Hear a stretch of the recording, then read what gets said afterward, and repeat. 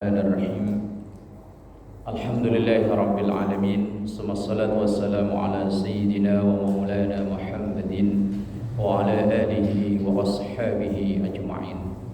Subhanaka la ilma lana illa ma 'allamtana innaka antal alimul hakim. Rabbi shrah li sadri wa yassir li amri wahlul 'uqdatam min lisani yafqahu qawli waj'al li waziran min ahli. Amma ba'du. Hadratul ulama wal qurama wa hadratul jamaah musallabul khair, yang semoga kita semua selalu diberkahi, diridhoi dan dikaruniai sehat afiat, panjang umur dalam taat ibadah kepada Allah Subhanahu wa taala. Alhamdulillahirabbil alamin, memuji dan bersyukur pada Allah, berselawat kepada Rasulullah, Allahumma shalli ala sayyidina Muhammad.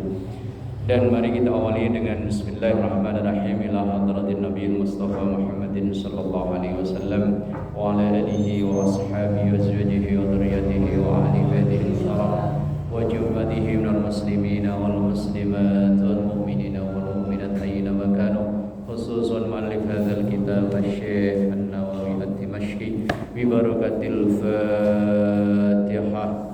A'udzu billahi minasy syaithanir rajim. Bismillahirrahmanirrahim. Alhamdulillahi rabbil alamin arrahmanir rahim maliki yaumiddin. Iyyaka na'budu wa iyyaka nasta'in. Ihdinas siratal mustaqim. Siratal ladzina an'amta 'alaihim ghairil maghdubi 'alaihim waladdallin. Amin. Bismillahirrahmanirrahim. Melanjutkan ngaji kita dalam kitab Riyadhus Shalihin yang ditulis oleh Al-Imam Abi Zakaria Yahya Syaraf An-Nawawi Ad-Dimashqi. Kita masuk ke hadis nomor 190.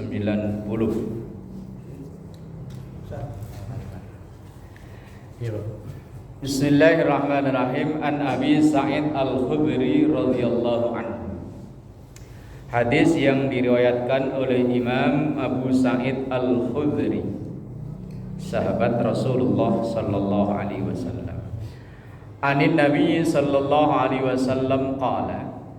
Abu Sa'id menceritakan bahwa Rasulullah pernah menyampaikan, iyyakum wal julusa fit turqati.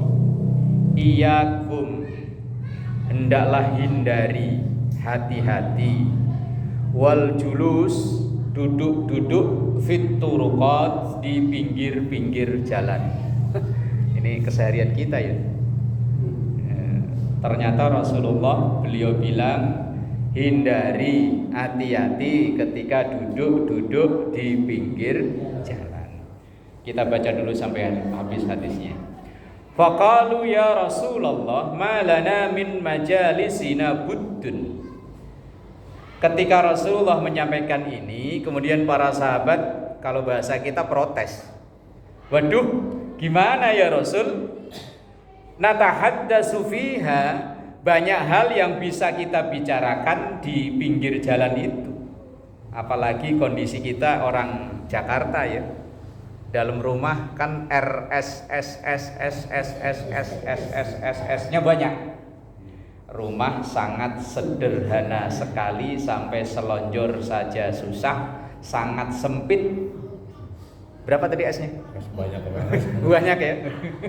Lah emang kondisi rumah kita di Jakarta kan begitulah. Satu-satunya cara kalau ada acara, ada keperluan apa-apa, yang gelarnya di jalan.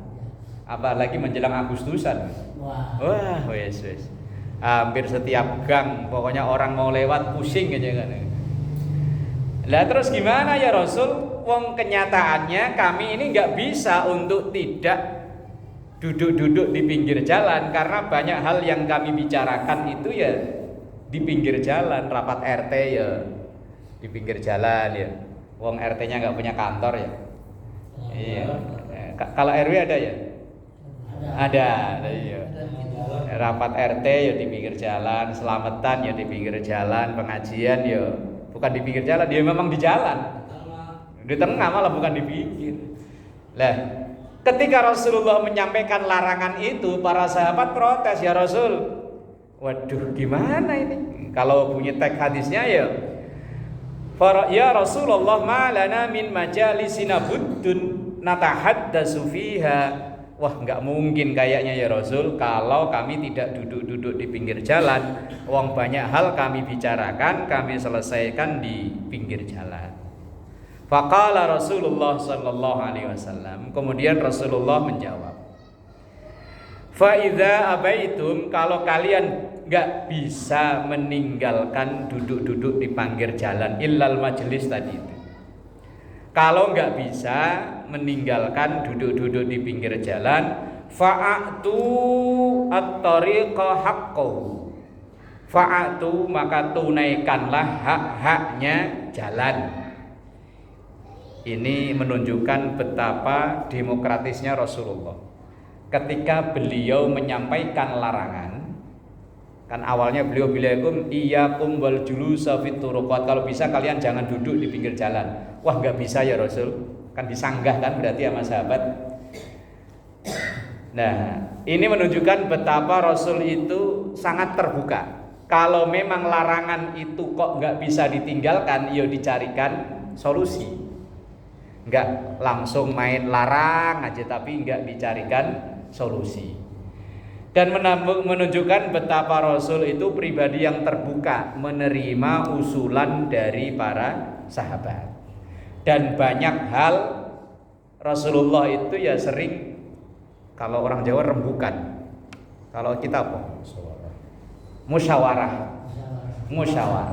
Beliau itu enggak mentang-mentang saya nabinya, saya rasulnya, pokoknya begini, enggak.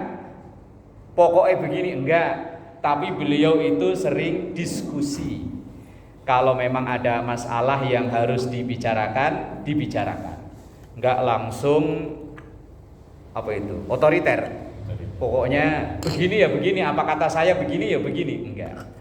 Contoh, ketika akan terjadi perang Khandaq atau perang Ahzab. Ini perang yang membutuhkan waktu yang cukup lama. Perang Ahzab itu artinya perang koalisi. Rasulullah sendirian di Madinah, umat muslim lah, bukan Rasulullah. Umat muslim sendirian di Madinah mau dikeroyok suku-suku dari sekitar yang ada di Madinah. Makanya disebut Ahzab. Ahzab itu kelompok-kelompok. Kalau sekarang ya koalisi. Nah, ketika akan terjadinya perang ini, Rasulullah yang ngirim telik sandi kalau zaman dulu, kalau sekarang apa? Detektif, intel, mata-mata. Bagaimana menyelidiki kekuatan lawan, dan ternyata kekuatan lawan jauh lebih dari berlipat-lipat dari jumlah umat Islam. Kemudian ketika Rasulullah rapat gini, beliau bilang kalau secara adep-adepan, head to head, kita nggak mungkin menang. Secara akal nggak mungkin menang. Kita harus pakai taktik. Bagaimana taktiknya kita bisa mengalahkan lawan yang jumlahnya jauh lebih besar. Akhirnya para sahabat usul. Di antara usulan yang diterima oleh Rasulullah saat itu usulan sahabat yang bernama Salman Al-Farisi. Namanya diabadikan di banyak masjid, dikasih nama Salman Al-Farisi. Padahal Salman Al-Farisi saat itu baru masuk Islam, belum lama masuk Islam. Dan usulannya kayaknya sangat gak masuk akal. Ya Rasul, kalau kita ngelawan pasukan yang jumlahnya kayak begitu, kalau kita memang adu begini head to head, adu fisik, kayaknya mustahil menang secara akal. Nah, kita harus pakai taktik nih ya Rasul, kita bikin parit kali. Bahasa Arabnya Khandaq, maka perang ini disebut dengan perang Khandaq. Yaitu dengan membuat kali mengelilingi kota Madinah, yang pokoknya kuda terbaik itu nggak bisa loncat di kali itu. Kalaupun panah dilesatkan nggak nyampe ke camp pasukan Rasul. Wah, akhirnya para sahabat saat itu, wah nggak mungkin, mosok kita harus gali kali ngelilingi kota Madinah. Lah kalau sekarang udah ada beko. Kalau dulu kan masih pakai manual, pakai linggis paling ya, pakai pacul kali mungkin. Lah iya pakai kayu. Bekok belum ada, Onta disuruh gini-gini. Nah iya. Pakai onta. Lah iya, ini para sahabat wah enggak mungkin, ini enggak ide gila, ini enggak mungkin. Tapi Rasulullah beliau sebagai pemimpin sidang, saya tetapkan milih yang ini. Yo mau tidak mau akhirnya mereka yo kerja bakti. Seluruh warga yo kompak. Kalau kayak kita di Jakarta katanya untuk mengatasi banjir bikin BKT. Banjir Kanal Timur sono muterin Jakarta. Nah, ini dulu pernah dilakukan di Madinah. Itu menunjukkan betapa Rasulullah itu terbuka. Ya akhirnya ya benar. Taktik yang diusulkan oleh Salman Al-Farisi memperoleh kemenangan yang gemilang tanpa adu fisik. Begitu pasukan lawan datang, kari udah dibangun, nggak bisa nyebrang masuk ke Madinah, mereka bikin kemah di luar kota Madinah. Sampai kurang lebih 27 hari. Kemudian datang badai gurun. Semua pasukan musuh kocar-kacir tanpa adu fisik. Oh itu cerdasnya Salman Al-Farisi yang mengusulkan bikin kondak atau parit dan diterima usulannya oleh Rasulullah Shallallahu Alaihi Wasallam. Termasuk dalam hal ini, ketika beliau awalnya melarang jangan duduk-duduk di pinggir jalan, tapi kemudian para sahabat, ya Rasul, kalau itu nggak bisa kami tinggalkan. Wong banyak kegiatan masyarakat yo dilaksanakannya bukannya di pinggir jalan, di tengah jalan malah kalau sekarang. Lah kalau di Jazirah Arab kan tanah masih luas. Lah di sini ada tanah dikit aja, tahu-tahu besok depot warung nasi uduk ada. Saking mahalnya di Jakarta ini. Lah kemudian Rasulullah, oke, kalau memang kalian belum bisa meninggalkan itu, oh ya silahkan, tetapi fa'atu at-tariqa haqqahu. Kalau begitu ya hak-haknya pejalan ditunaikan. Qalu, kemudian para sahabat bertanya, wa ma haqqut tariqi ya Rasulullah, lalu haknya jalan itu apa? Haknya jalan yang harus kita penuhi kalau memang kita duduk di pinggir jalan atau memakai jalan. Qala, Rasulullah menjawab, yang pertama ghaddul basar, menjaga pandangan. Iya, apa tuh ya? Apalagi kalau yang lewat itu yang biar bening-bening gitu kan ya. Mau tidak mau ngelihat sih enggak, cuman kan kelihatan ya. Kita duduk pinggir jalan, ya kalau sahabat Ali bilang, pertama untukmu, yang kedua dosamu. Nah, kalau orang sekarang lebih akal Pak, biar jadi pertama terus, diliatin terus gak berhenti-berhenti. Misal lewat dari sono liatin begini aja nih. Loh kan pertama terus. Ghaddul basar, jaga pandangan. Jangan jelalatan ya. Jaga mata. Wong duduk di pinggir jalan. Kemudian wakaful adza. Kalau memang di jalan itu ada sesuatu yang bisa mengganggu orang yang jalan, ya pinggirin. Ada paku, ada pecahan-pecahan kaca. Ini kadang sekarang malah sengaja. Ini kemarin tetangga itu cerita, mobilnya kebanan itu bisa depan belakang bareng. Begitu dicopot itu pakunya kayak memang sengaja digunting gitu. Digunting kan lincip-lincipnya kan, kan sengaja mungkin ditebar. Apa yang namanya ranjau paku. Lah wallahu alam, tukang tambal apa ya kerja sama dia. Wallahu alam. Rasul bilang waqaful adza. Kemudian waraddus salam. Yo jangan sungkan kalau ada yang memberi salam, jawab salamnya. Dan memang menjawab salam itu hukumnya wajib. Tetapi dalam hal ini menjawab salam dan memberi salam hukumnya berbeda. Memberi salam itu hukumnya sunnah, menjawab salam hukumnya wajib.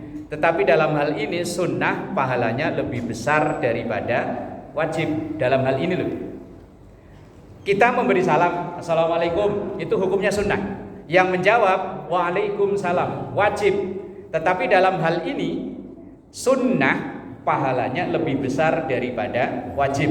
Kalau dalam kaidah fikih, secara umum ibadah wajib pahalanya lebih besar daripada ibadah sunnah. Tetapi ada istisna. Istisna itu pengecualian. Di antaranya yaitu menjawab salam dan memberi salam. Memberi salam sunnah, tetapi pahalanya lebih besar daripada wajib yang menjawab salam. Contoh kedua, sunnah yang lebih besar daripada wajib, menagih utang. Orang punya utang ke kita, kemudian kita mengingatkan dan menagih, itu hukumnya wajib. Ngingetin itu hukumnya wajib. Lah, mengikhlaskan hukumnya sunnah. Tapi dalam hal ini sunnah pahalanya lebih besar daripada wajib. Mengikhlaskan nilai pahalanya lebih besar daripada nagih. Lah, tapi kalau utangnya dikit ya nggak apa-apa lah ya, 100-200 masih ikhlas lah. Kalau udah enjut-enjutan ya nagih wajib, ngingetin wajib. Cuman kadang ya itu kadang malah jadi masalah, galakan yang ditagih. Makanya Islam itu udah jauh-jauh hari, udah 14 hampir 15 abad yang lalu udah memberikan solusi dalam hal masalah hutang piutang. Di Al-Baqarah itu kan ada surat terpanjang. Al-Baqarah itu kan surat terpanjang, ada ayat terpanjang. 183 itu ayat paling panjang. Satu ayat tapi satu halaman full. Itu full membicarakan masalah etika orang hutang piutang. Yang pertama dibahas dalam ayat itu, ya ayyuhalladzina amanu idza tadayantum bidainin ila ajalin musamman faktubu. Kalau ngadain transaksi utang piutang, perintah Qur'annya faktubu, catet. Kita yang utang yang gede dicatat ya. KPR rumah catet, leasing mobil catet, ya. Motor, kulkas. Yang repot kan nama warung tetangga kanan kiri. Rokok sebatang, kadang sama minuman yang aqua, teh gelas, aqua botol yang cuma mungkin 10.000, 15.000 ya. Kok berapa nih? 10.000 bang. Ya udah besok ya, nggak bawa duit. Besoknya lupa. Yang punya warung nggak nyatet, kita apalagi. Lah kalau udah sebulan 2 bulan yang punya warung mau nagih malu, cuman 10.000, nggak ditagih, wong ini tetep utang. Lah kalau ditagih bisa berantem kalau udah 2 bulan 3 bulan. Bang, yang kemarin mana?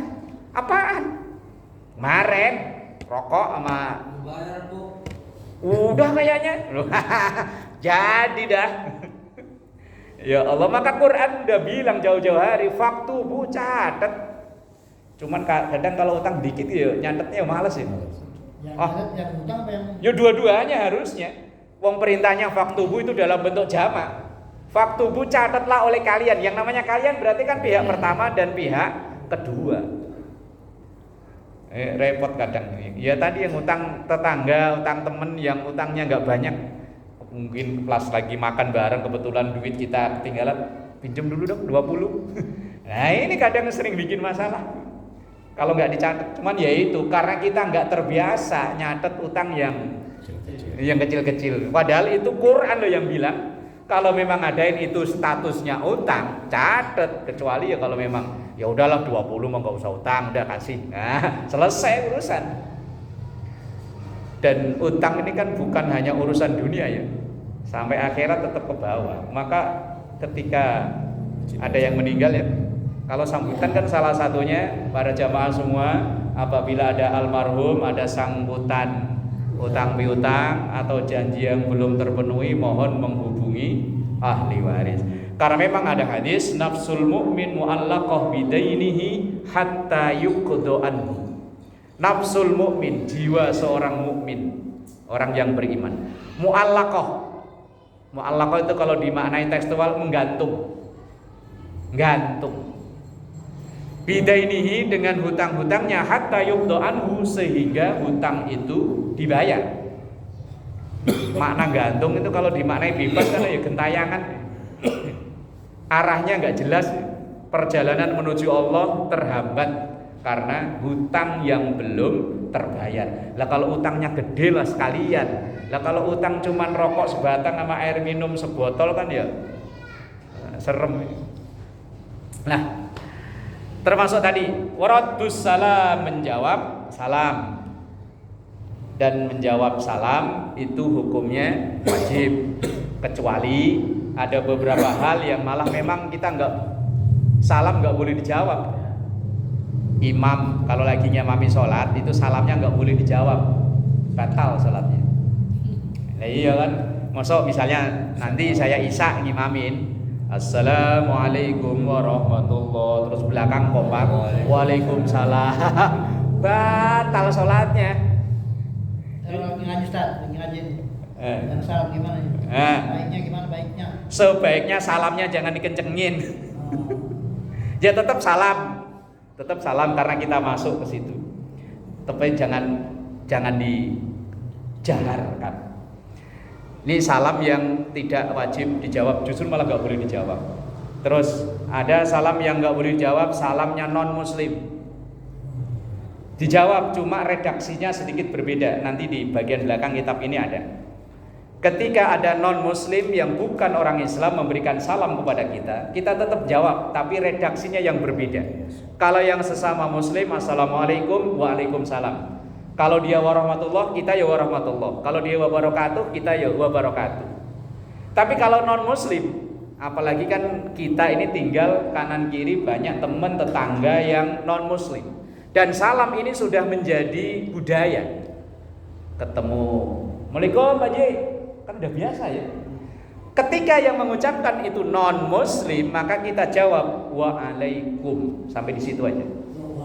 Nah nanti di bab ini tapi masih jauh, babnya masih jauh. Bab fadail itu bab-bab belakang. Itu bab fadilah menjawab salam. Ketika yang mengucapkan itu non muslim, tetap kita jawab, tapi jawabannya cukup sampai waalaikum. Misalnya besok-besok ada caleg non muslim main di sini, warga dikumpulin. Sambutan misalnya Assalamualaikum warahmatullahi, biasanya kan begitu ya. Warahmatullahi wabarakatuh. Ya kita jawab waalaikum. Misalnya dia protes, pendek amat syahadat dulu mas, ntar kita jawab utuh. Tapi ada juga yang Ustaz yang jawab Waalaikumsalam. Alaikum sama dengan waalaikum Pak, sama aja, hanya menghilangkan wawu huruf atof. Tapi kalau yang non muslim jawabnya alaikum atau waalaikum. Terus yang ketiga, ini kita malah nggak pengen dengar jawabannya Pak, yaitu ketika kita masuk ke area pemakaman. Ya kan salam juga kan, cuman kita nggak pengen dengar jawabannya itu. Lah iya, ketika kita mau ziarah makam orang tua di Budi Dharma, begitu masuk Assalamualaikum ya dara qaumil mukminin ya ahlal kubur wa ana insyaallahu bikum lahiqun. Kemudian serempak jawab. Waalaikumsalam. Di Moy. Salat Assalamualaikum warahmatullahi wabarakatuh. Kalau dalam mazhab kita memang sampai warahmatullah, tapi mazhab lain lengkap sampai wabarakatuh. Kalau sholat jenazah dalam mazhab Syafi'i sampai wabarakatuh. Nah kalau ke kuburan nggak pengen kita dengar jawabannya, Pak. Serem malah ya. Apalagi malam-malam gitu, pulang kampung makam orang tua itu. Assalamualaikum ya ahlal kubur wa ana insyaallah bikum lahiqun. Ada yang jawab suaranya gede lagi. Waalaikumsalam. Ngacir. Ngacir. Salam. Dan ada riwayat, ini ada seorang sahabat dari Bani Salamah namanya, mengadu pada Rasul Shallallahu Alaihi Wasallam. Ini kayak amalan, sejenis amalan. Banu Salamah itu bilang, ya Rasul, hidup saya kok ruwet, ekonomi susah, keadaan kok susah, gimana ya Rasul? Kemudian Rasulullah bilang, kalau kamu idza dakhaltal baitaka, kalau kamu masuk ke rumahmu fasallim, ucapkan salam. Kita masuk rumah, ucapkan salam. Kalau yakin ada orang di dalam, ya salam seperti biasa, assalamualaikum. Kalau nggak ada orang, seperti dalam tahiyat, assalamu alaina wa ala ibadillahis sholihin. Kalau kita yakin di rumah nggak ada orang. Kemudian dalam riwayat itu Rasulullah mengajarkan tambahkan membaca surat Ikhlas, qul huwallahu ahad Allahus samad lam yalid wa lam yulad wa lam yakul lahu kufuwan ahad.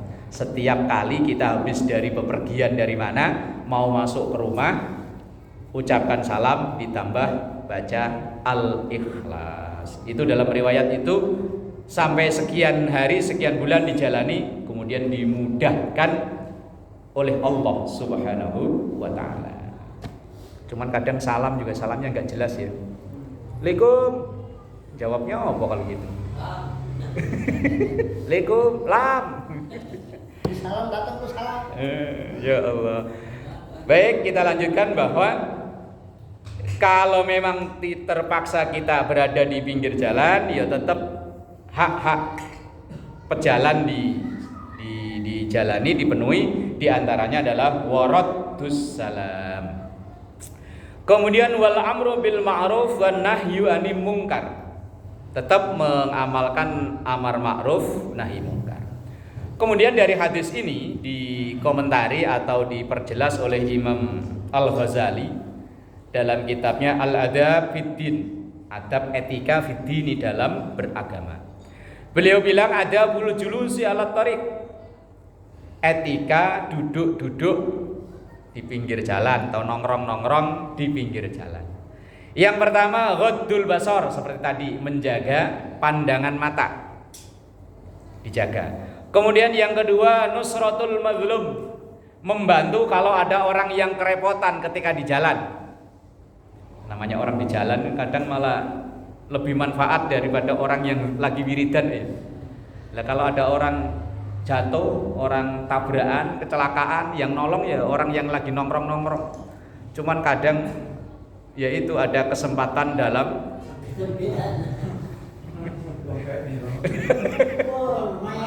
ini temen pernah cerita jatuh dari motor di depan STIP. Dibantu sih dibantu, begitu dia ngeh udah jalan lunas semua. HP hilang, dompet hilang. Aduh. Yang nolongin ya kita nggak suudon lah, cuman yang nolongin yang paugah di pinggir. Tapi begitu dia ngeh udah jalan, loh nggak ada. Dompet di belakang, HP di jaket sini hilang juga. Nah ya wis ya mbok, mau balik lagi, mau malam-malam orang mungkin udah nggak ada. Kemudian i'ta'us sa'il, menjawab orang yang bertanya. Apalagi sekarang banyak orang yang keliling nganterin paket. Kita kalau duduk pinggir jalan kadang capek jawabin, nggak nyampe 5 menit ada lagi orang bawa paket. Pak, kalau rumah nomor ini mana ya? Rumah ini ya. Ya kalau itu resiko kita duduk di jalan, kata Imam Ghazali, kalau memang kita lagi di pinggir jalan, kalau ada yang nanya, ya jawab.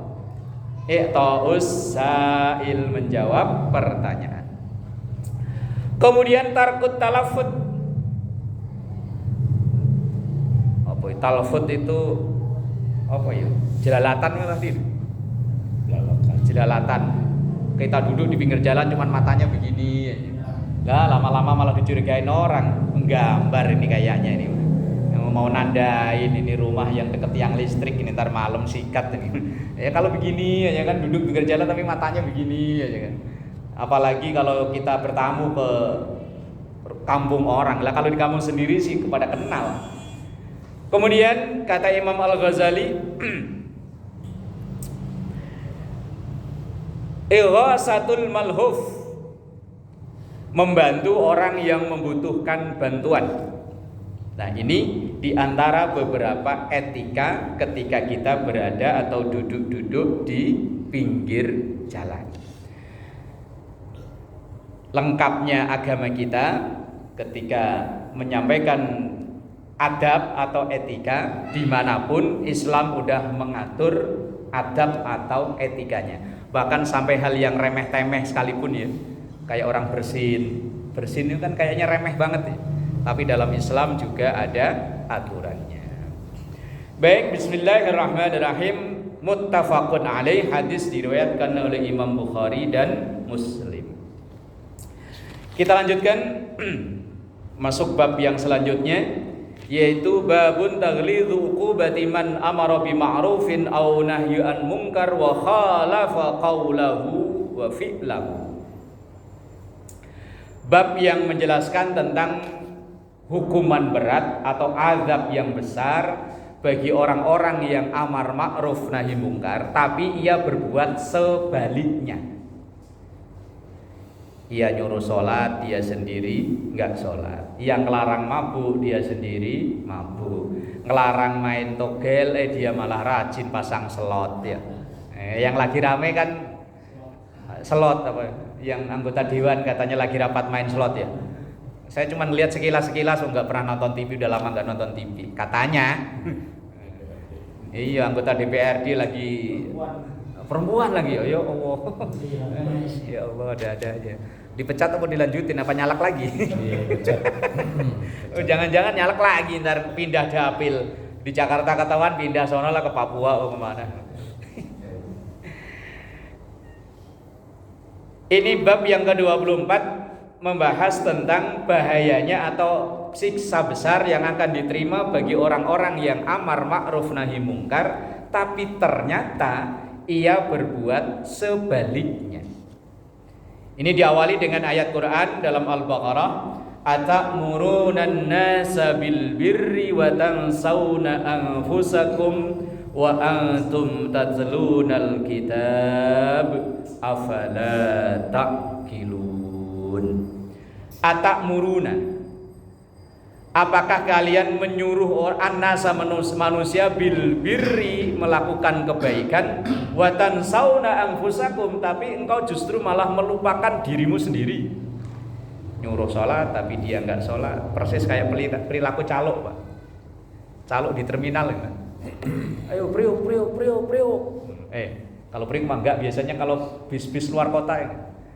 Ayo Surabaya. Orang-orang pada ditarikin suruh naik ke Tegal. Penumpang pada naik sampai ke Tegal, dia masih di priuk aja nggak kemana-mana.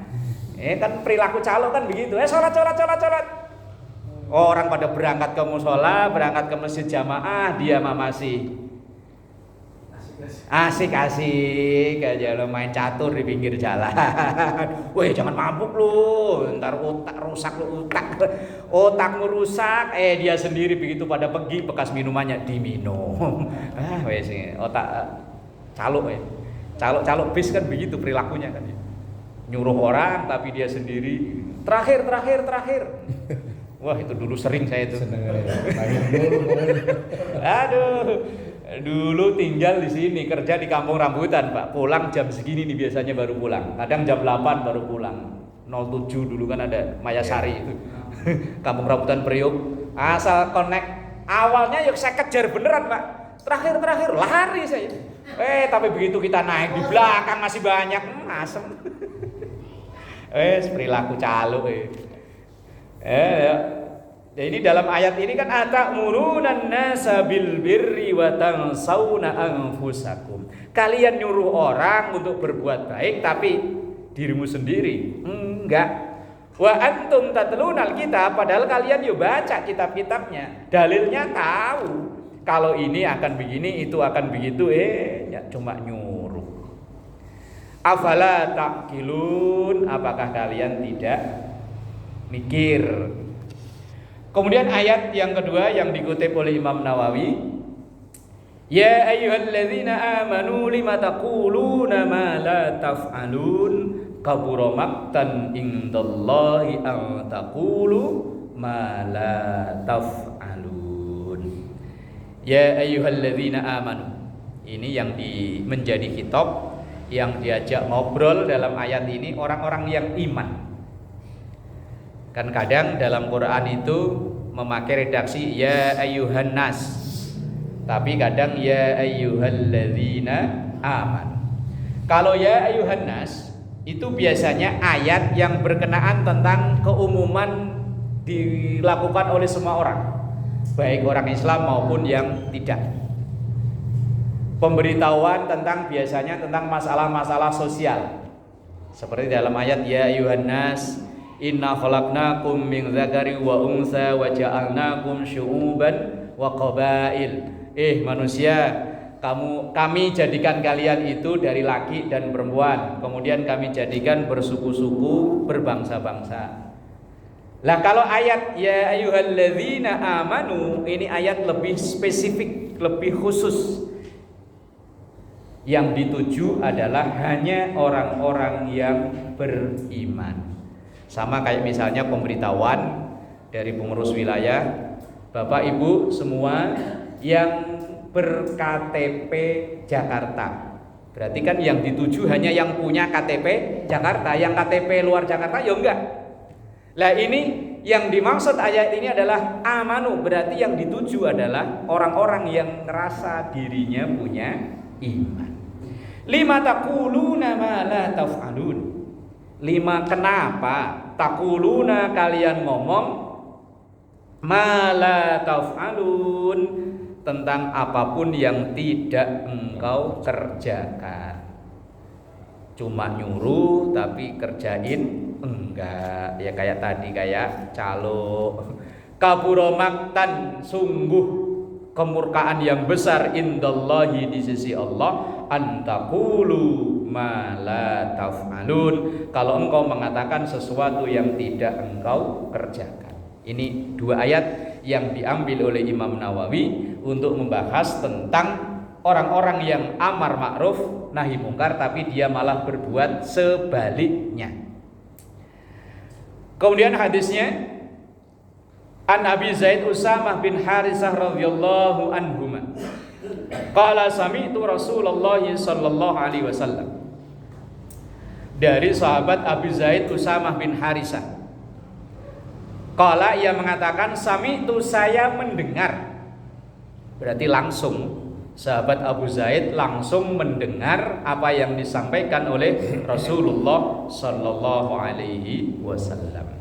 Yu'ta birrajuli yaumal qiyamati, nanti akan didatangkan seseorang di hari kiamat, fayulqa, dan ia dilemparkan finnar, neraka. Fatan daliku aqtabu batnihi. Fatang daliku itu kalau orang Jawa brojol. Apa ya Indonesianya ya? Ususnya metu ya. Apa itu? Kalau bahasa Indonesianya yang pas. Ususnya itu brodol ya, kalau orang Jawa brodol. Kalau orang sini apa namanya? Ini kalau kayak orang nyeset jeruan sapi terus ada ususnya keluar. Nah itu kan kalau orang Jawa bilang brodol. Nah, kalau orang sini apa, Pak?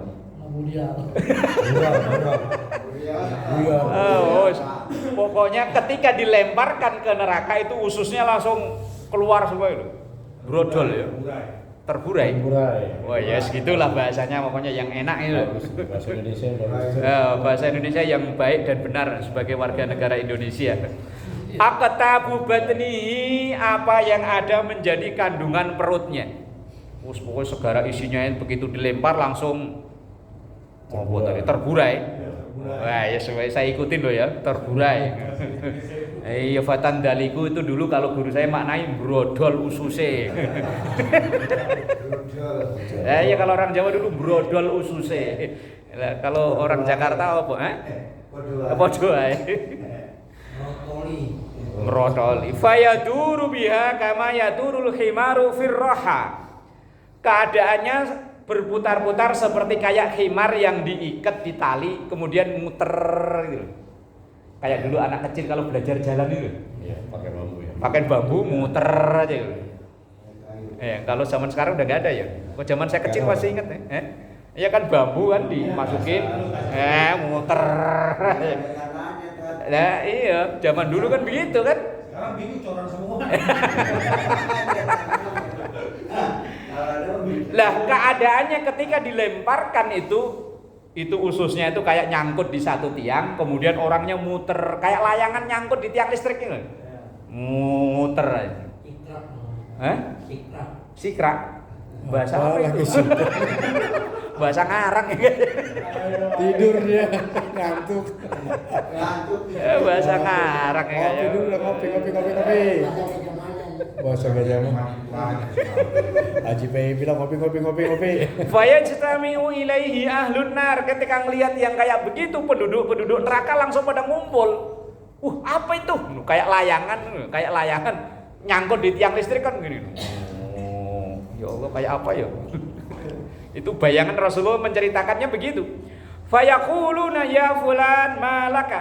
Lah para penduduk neraka yang lain pada nanyain, Mas, kok begitu? Itu kenapa itu? Mobil Mas. Alam taku ta'muru bil ma'ruf wa tanha 'anil munkar, Mas. Dulu kamu itu kan orang yang rajin ngajak baik, nyegah yang tidak baik. Lah kalau kamu kok begitu? Fayaqulu, maka kemudian orang itu menjawab, bala, iya, saya dulu ngajak kalian sholat, ngajak kalian sedekah. Cuman saya sendiri gak pernah sholat, gak pernah sedekah. Kuntu amuru bil ma'ruf wala atihi. Kuntu, saya itu amuru, saya memerintahkan bil ma'ruf, hal-hal yang baik. Terus pokoknya ketol lah kalau bapak sahur. Semangat kan? Begitu orang-orang pada sahur dia tidur. Sebentar lagi 5 menit lagi masuk adzan subuh. Begitu adzan subuh dia malah melipir ke belakang tidur.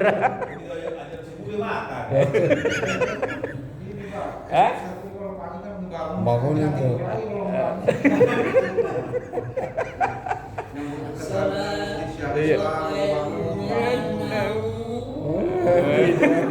Sholat itu kerjaannya orang yang masih num, jadi yang tua-tua nggak sholat gitu.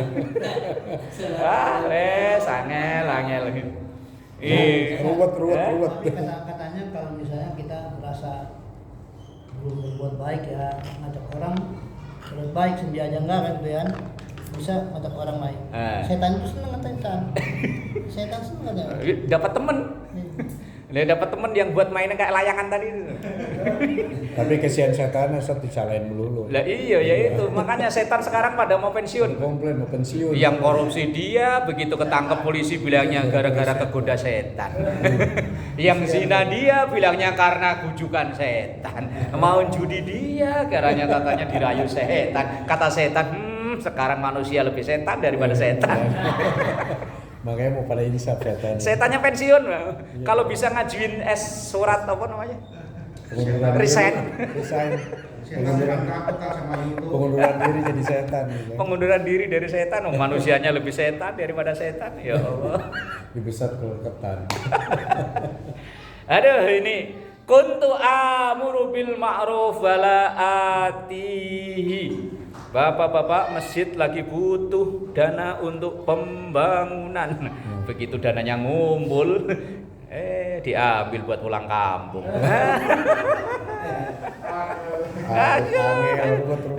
Seruat. Bapak-bapak, ini renovasi AC masjid. Begitu duitnya ngumpul buat tuker motor. Wes. Dan banyak kasus Pak, naudzubillah min dzalik ya. Saya beberapa kali jumpai kasus pergantian kepengurusan masjid kasnya 0. Padahal laporannya setiap Jumat sekian juta. Begitu pergantian pengurus nihil, duitnya nggak ada sama sekali. Aduh, mau dituntut wong keadaannya begitu, nggak dituntut ini duit umat ya Pak. Itu kasusnya berkali-kali, bukan sekali 2 kali saya nemuin. Belum lama ada yang ya begitu. Orangnya memang rajin bikin proposal sono, proposal sini. Ya Allah, tapi ternyata wallahu alam begitu pergantian pengurus kok katanya begitu dimintain buku rekening enggak ada. Padahal laporannya setiap Jumat kas sekian. Ngeri itu. Wanha 'anil munkari wa atihi, dan saya melarang orang berbuat mungkar tapi saya sendiri justru yang menjalani. Jangan judi, Dia pasang slot ya. Kalau ditanya saya nggak judi tapi main slot doang. Main game, saya mah main game. Iseng. Cuma nggak sengaja itu kepencet. Sahur. Ini makan. Wah, wes angel. Itu nanti muttafaqun alaih, hadisnya muttafaq alaih. Dan itu nanti kata Rasulullah hukumannya kayak begitu tuh, dilemparin ususnya brodol aja lah gampang ya. Paham lah ya, brodol ya. Berantakan nah. Nyangkut di tiang di neraka kemudian diputer kayak khimar yang keliling diikat gitu. Puter rasanya kayak opo ya. Wes berantakan brodol ususnya lah gitu. Bahasa yang gampang dimengerti aja lah. Amburadul. Ya Allah, hadisnya cuma satu ini di bab ini yang ditulis oleh Imam An-Nawawi Ad-Dimashqi berkenaan tentang orang-orang yang naudzubillah min dzalik, orang yang rajin amar ma'ruf tapi dia malah amar mungkar, menjalani yang mungkar. Naudzubillahi min dzalik. Babul amru bi ada'il amanati wallahu a'lam bis-shawab. Al-Fatihah. A'udzu billahi minasyaitonir rajim. Bismillahirrahmanirrahim.